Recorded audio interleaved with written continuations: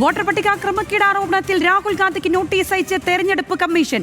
ആരോപണങ്ങൾ അന്വേഷിക്കാൻ രേഖകൾ ഹാജരാക്കണമെന്ന ആവശ്യം. ആരതി കൃഷ്ണയുണ്ട് കൂടുതൽ വിശദാംശങ്ങളുമായി. ആരതി, അങ്ങനെ തെരഞ്ഞെടുപ്പ് കമ്മീഷൻ ഇക്കാര്യത്തിൽ ഔദ്യോഗികമായി തന്നെ പ്രതികരിച്ചിരിക്കുന്നു, നോട്ടീസ് അയച്ചിരിക്കുന്നു. എന്തെല്ലാം കാര്യങ്ങളാണ് രാഹുലിൽ നിന്ന് ആവശ്യപ്പെടുന്നത്?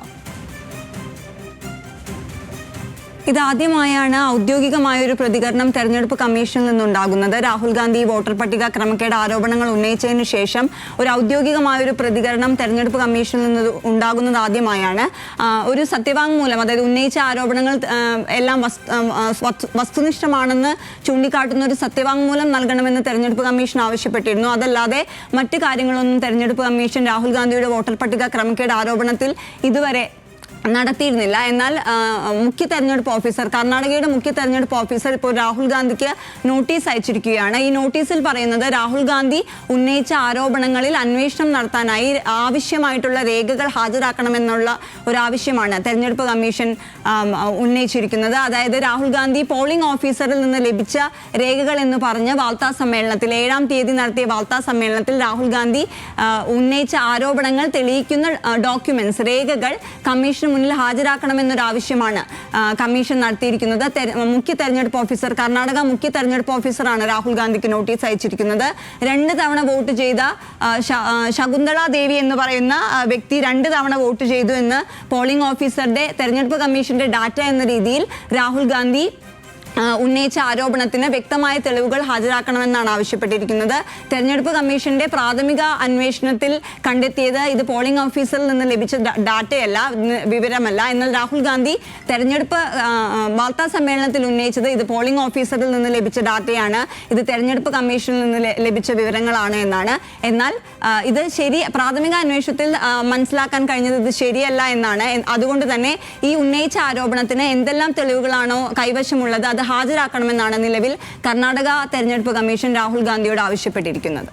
ആരതി, എത്ര ദിവസത്തിനുള്ളിൽ ഈ രേഖകൾ ഹാജരാക്കണമെന്ന് ആവശ്യപ്പെട്ടിട്ടുണ്ടോ? ഇതിൽ എന്തെല്ലാം കാര്യങ്ങൾ കൂടുതലായി അങ്ങോട്ടേക്ക് ഹാജരാക്കണം, ഈ എല്ലാ തെളിവുകളും കമ്മീഷന് മുൻപിൽ കൊണ്ടുവരണം എന്നതടക്കമാണോ ഈ ആവശ്യപ്പെട്ടിരിക്കുന്ന കാര്യത്തിൽ പറഞ്ഞിരിക്കുന്നത്?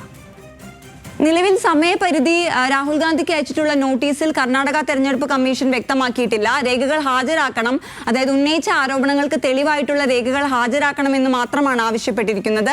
സമയപരിധി വ്യക്തമല്ല. കർണാടകയിലെ വോട്ടർ പട്ടിക ക്രമക്കേടുമായി ഉന്നയിച്ചതിൽ 2 തവണ ഒരു സ്ത്രീ വോട്ട് ചെയ്തു എന്നുള്ള ആരോപണം ഉന്നയിച്ചിരുന്നു. ഇത് തെളിവാക്കുന്ന രേഖകൾ ഹാജരാക്കണമെന്ന് ആവശ്യപ്പെട്ടാണ് നിലവിലെ നോട്ടീസ്. തീർച്ചയായും ആരതി, ഇതൊരു വലിയ രാഷ്ട്രീയ പശ്ചാത്തലം കൂടി ഇതിന് വരുന്നൊരു സാഹചര്യമുണ്ട്. പക്ഷേ ഇന്നെന്താണെങ്കിലും പ്രധാനമന്ത്രി നരേന്ദ്രമോദി ഇക്കാര്യത്തിൽ ഒരു ഔദ്യോഗികമായിട്ടുള്ള ഒരു പ്രതികരണം ഉണ്ടാകുമെന്നൊക്കെ പ്രതീക്ഷിച്ചെങ്കിലും അതൊന്നും ഉണ്ടാകുന്ന സാഹചര്യവും നമ്മളിന്ന് കണ്ടില്ല. രാഹുലിന്റെ ആരോപണങ്ങൾക്ക് ശേഷം ഈ ഒരു വോട്ട് മോഷണ ആരോപണം അതിപ്പോൾ നിൽക്കുന്ന ഒരു സ്റ്റാറ്റസ് അതെങ്ങനെയാണ്? ആ ഒരു സാഹചര്യത്തിൽ കൂടിയാണല്ലോ രാഹുൽ ഗാന്ധിക്ക് ഇപ്പോൾ നോട്ടീസ് അയച്ചിരിക്കുന്ന ഒരു അവസ്ഥ ഉണ്ടായിരിക്കുന്നത്. മാത്രമല്ല നാളെ വലിയ രീതിയിലുള്ള തെരഞ്ഞെടുപ്പ് കമ്മീഷൻ ഓഫീസിലേക്കടക്കം വലിയ രീതിയിൽ പ്രതിഷേധവും ഒക്കെയായി മുന്നോട്ടേക്ക് പോകാൻ ഇന്ത്യ സഖ്യം മുന്നിട്ടിറങ്ങുന്ന ഒരു സാഹചര്യം കൂടിയുണ്ടല്ലോ. ഈ പശ്ചാത്തലമൊക്കെ എങ്ങനെയാണ്? തെരഞ്ഞെടുപ്പ് കമ്മീഷനെയും അതുപോലെ തന്നെ കേന്ദ്ര തെരഞ്ഞെടുപ്പ് കമ്മീഷനെയും അതുപോലെ തന്നെ കേന്ദ്ര സർക്കാരിനെയും ഏറെ പ്രതിരോധത്തിലാക്കുന്നതായിരുന്നു രാഹുൽ ഗാന്ധിയുടെ വാർത്താ സമ്മേളനം. എണ്ണിയാണ് വോട്ടർ പട്ടികയിൽ ഉണ്ടായ ക്രമക്കേട് കർണാടകയിലെ ഒരു മണ്ഡലം തെരഞ്ഞെടുത്ത് രാഹുൽ ഗാന്ധി ഉന്നയിച്ചത്. എന്നാൽ ഔദ്യോഗികമായ പ്രതികരണം പ്രധാനമന്ത്രിയിൽ നിന്നോ അതുപോലെ തന്നെ കേന്ദ്ര തെരഞ്ഞെടുപ്പ് കമ്മീഷനിൽ നിന്നോ ഒന്നും ഉണ്ടായിരുന്നില്ല. പ്രധാനപ്പെട്ട BJP നേതാക്കളും ഇതിൽ പ്രതികരിച്ചിരുന്നില്ല. രാഹുൽ ഗാന്ധിയുടെ ആരോപണം ഭരണഘടനാ സ്ഥാപനത്തെ അവഹേളിക്കുക ലക്ഷ്യമിട്ട് മാത്രമാണ്, അല്ലെങ്കിൽ രാഷ്ട്രീയ ലക്ഷ്യത്തോടെ മാത്രമാണ് എന്നുള്ള പ്രതികരണമാണ് മറ്റ് BJP നേതാക്കൾ നടത്തിയത്. ഇന്ന് പ്രധാനമന്ത്രി പങ്കെടുത്ത പരിപാടിയിൽ എവിടെയെങ്കിലും രാഹുൽ ഗാന്ധിയുടെ വോട്ടർ പട്ടിക ക്രമക്കേട് ആരോപണത്തിന് മറുപടി നൽകും എന്ന് എല്ലാവരും പ്രതീക്ഷിച്ചിരുന്നു. എന്നാൽ വിവാദങ്ങൾക്കിടയിലും മൗനം പാലിക്കുകയാണ് പ്രധാനമന്ത്രി ചെയ്തത്.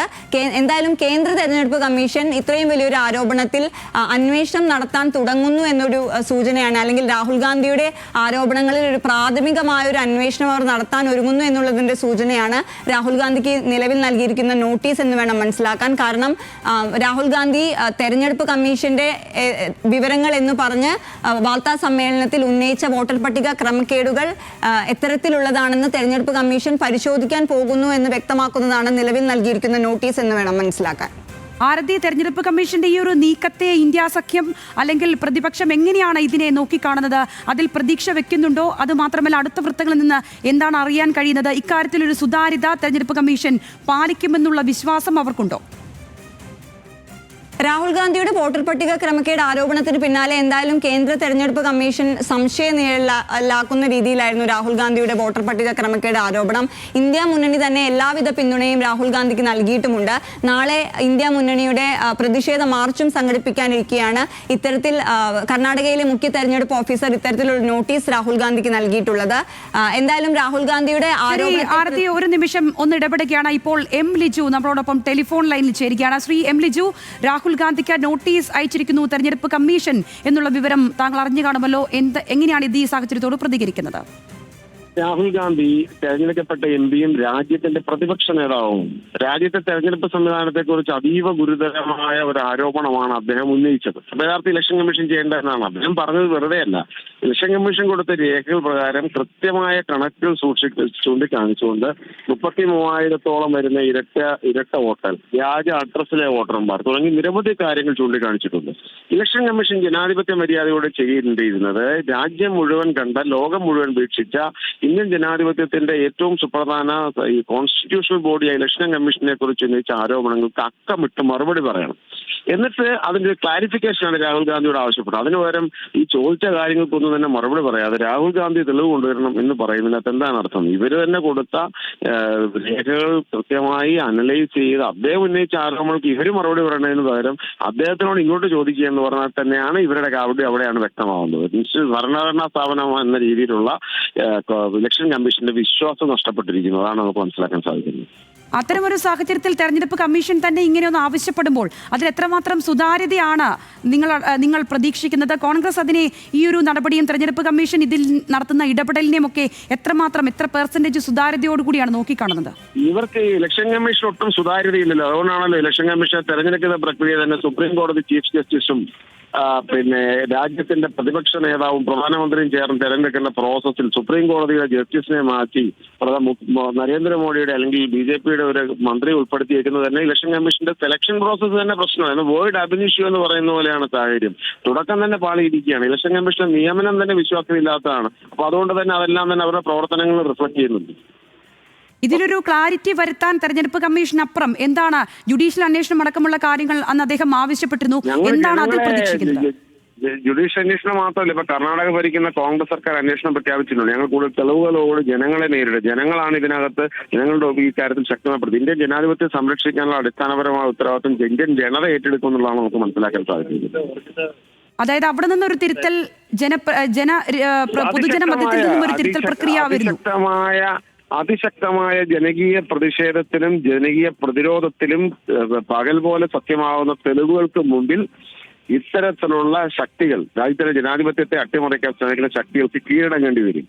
അതാണ് ഇന്ത്യയുടെ പാരമ്പര്യം.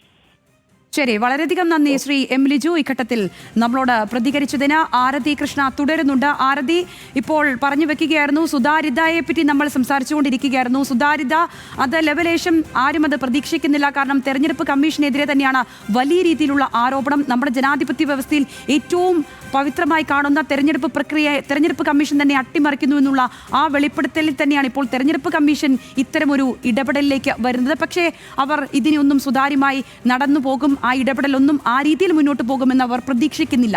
അപ്പോൾ എത്തരത്തിലായിരിക്കും ഇനി അങ്ങോട്ടുള്ള അവരുടെ ഈ പറഞ്ഞതുപോലെ വലിയ രീതിയിലുള്ള പ്രക്ഷോഭത്തിലേക്ക് പൊതുജന മധ്യത്തിൽ ഇതൊരു വലിയ സബ്ജക്റ്റാക്കി ഉയർത്തിക്കൊണ്ടുവരാൻ അത് തന്നെയല്ലേ ശ്രമിക്കുന്നത്?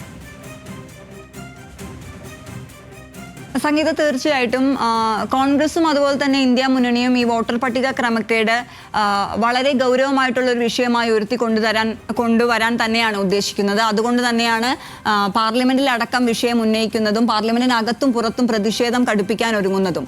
എന്നാൽ തെരഞ്ഞെടുപ്പ് കമ്മീഷന്റെ ഈ നോട്ടീസ് പ്രകാരം രാഹുൽ ഗാന്ധിയുടെ ആരോപണങ്ങൾ പ്രഥമ ദൃഷ്ട്യാ തള്ളുന്ന ഒരു തരത്തിലാണ് ഈ തെരഞ്ഞെടുപ്പ് കമ്മീഷന്റെ നോട്ടീസ് ഉള്ളത്. കാരണം ഈ ശകുൻ റാണി എന്ന് പറയുന്ന സ്ത്രീ 2 തവണ വോട്ട് ചെയ്തു എന്ന് രാഹുൽ ഗാന്ധി വാർത്താ സമ്മേളനത്തിൽ ആരോപണം ഉന്നയിച്ചിരുന്നു. എന്നാൽ തെരഞ്ഞെടുപ്പ് കമ്മീഷൻ രാഹുലിന് അയച്ചിരിക്കുന്ന നോട്ടീസ് പ്രകാരം ആ സ്ത്രീ ഇവർ പ്രാഥമികമായി നടത്തിയ അന്വേഷണത്തിൽ 1 തവണ മാത്രമാണ് ശകുൻ റാണി വോട്ട് ചെയ്തിട്ടുള്ളത് എന്ന് അവരുടെ നോട്ടീസിൽ പറയുന്നുണ്ട്. അതായത് പ്രഥമ ദൃഷ്ട്യാ രാഹുൽ ഗാന്ധി ഉന്നയിച്ച ആരോപണങ്ങൾ തള്ളുകയാണ് തെരഞ്ഞെടുപ്പ് കമ്മീഷൻ. പ്രാഥമികമായ അന്വേഷണം നടത്തി കഴിഞ്ഞു. ഇനി ആരോപണങ്ങൾക്ക് തെളിവ് തരുന്ന രീതിയിൽ രാഹുൽ ഗാന്ധി ഏത് രേഖകളാണ് പോളിംഗ് ഓഫീസിൽ നിന്ന് ലഭിച്ചു എന്ന് പറയുന്നത് ആ രേഖകൾ ഹാജരാക്കി അത് വിശദമായി പരിശോധിച്ച ശേഷം മറ്റു തുടർ നടപടികളിലേക്ക് കടക്കും എന്നാണ് തെരഞ്ഞെടുപ്പ് കമ്മീഷൻ വ്യക്തമാക്കുന്നത്. ഈ വിശദമായ അന്വേഷണത്തിന്റെ ഭാഗമാണ് കർണാടകയിലെ ഒരു മണ്ഡലത്തിലെ എത്രത്തോളം ക്രമക്കേട് നടന്നു എന്ന് രാഹുൽ ഗാന്ധി എണ്ണി പറയുന്നുവോ ഈ കാര്യങ്ങളിലെല്ലാം ആവശ്യമായ രേഖകൾ രാഹുൽ തന്നെ ഹാജരാക്കുകയും അതിനുശേഷം